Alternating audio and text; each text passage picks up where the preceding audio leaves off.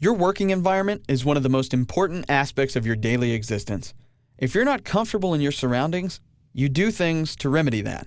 This might mean moving your desk to the other side of the room, or adjusting the height of your chair, or any number of things that might need to be tweaked for maximum comfort. Well, a piece of software should be no different than your office.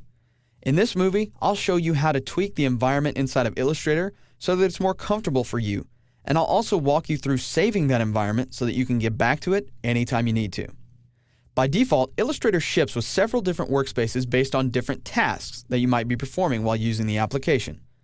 If you go up to the top and look at these in the drop-down menu, you'll see things like automation, which is supposed to be for making you faster, like recording actions and things like that. Essentials. These are the essential tools that Illustrator feels are necessary for you to work. Layout, if you're doing layout design. Painting, if you're doing things with brushes. Printing and proofing. It's pretty self-explanatory. Tracing, if you're taking a raster-based graphic and tracing it into a vector format.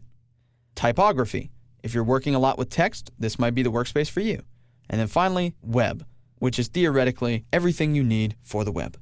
Now, unfortunately, Illustrator can't accommodate everybody's needs in these workspaces, right? So you have the ability to actually rework these workspaces yourself, because each workspace that's here contains panel configurations and tools that Adobe has deemed the most popular for that particular workflow.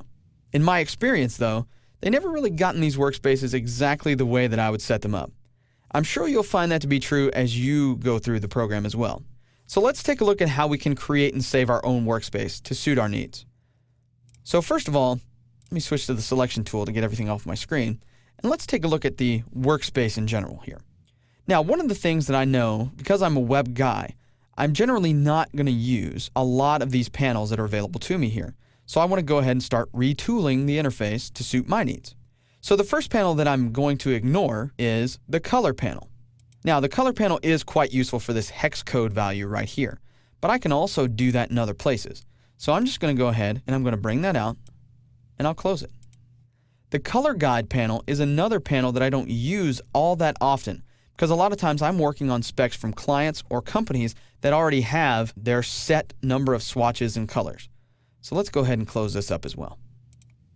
Once I do that, I've got my swatches, brushes, and symbols.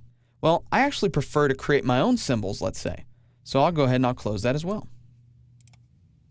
I actually like for my strokes to be up here inside of my brushes and swatches panel. So I'll move that up there and dock it, and then I'll put it right there in the middle. Gradients, I'm going to move those up there as well because they're a part of my swatches in my opinion, so I'll get that up there. Transparency is actually a part of the appearance in my opinion, so I'll move that down and dock it with graphic styles and appearance. As you can see, while I'm working through here, I'm building up my own workspace and making it suit exactly what I need it to do. You'll also notice when I go in between panels, I have the ability to resize them, and I'm going to resize this one just like so. Resize this one as well. My layers panel, I want to be one of the most prominent panels because I work a lot in layers, so I'm going to leave it just like that. My artboards panel, I'm going to leave that right where it is, okay? Now, I also like to work with the tool panel in single column mode. Now, on a smaller screen, this is kind of unfortunate because it goes off the edge of the screen. So I might not actually do this in this particular case, but just know that once you expand out into single column mode, if you were to save this workspace, Illustrator would remember that your tool panel needed to be in single column versus 2 columns. So for this particular demonstration, I'll go back to 2 columns just so it's easier for us to see everything. All right, so I've reworked my entire workspace. I've rearranged panels and docked different things. Now I'm ready to save it.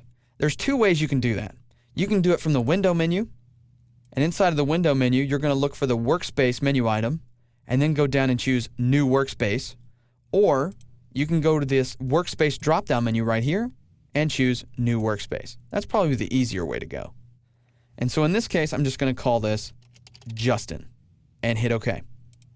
Once I hit OK, you'll notice that the jump menu automatically relabels itself Justin. And now this workspace is saved as Justin, so anytime I need to get back to it, I can do so very quickly and very easily. Now that I've got my workspace all set up, let's say someone comes in and starts using my computer, and they actually reset it back to something like the typography workspace. I need to be able to get back into my Justin workspace when I come back and take control of my machine. The easiest way to do that is to come up to the Workspace Jump menu, drop it down, and find Justin right here at the top. Once I do that, I click it, and everything resets automatically to exactly the way I had it. Swatches, strokes, brushes, and gradients, appearance, graphic styles, transparency, layers, and artboards. And you can see that this is very different from the Essentials workspace. If I go back and choose Essentials, and then reset Essentials back to its normal state, you'll notice that all of the different panels go back to their original configurations. Switching back to the Justin workspace gets me right back to that custom Essentials workspace that I was working in before.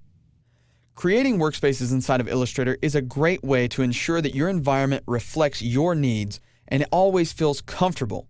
If you're not comfortable with your surroundings, you have to change it, and that's where workspaces come in so handy.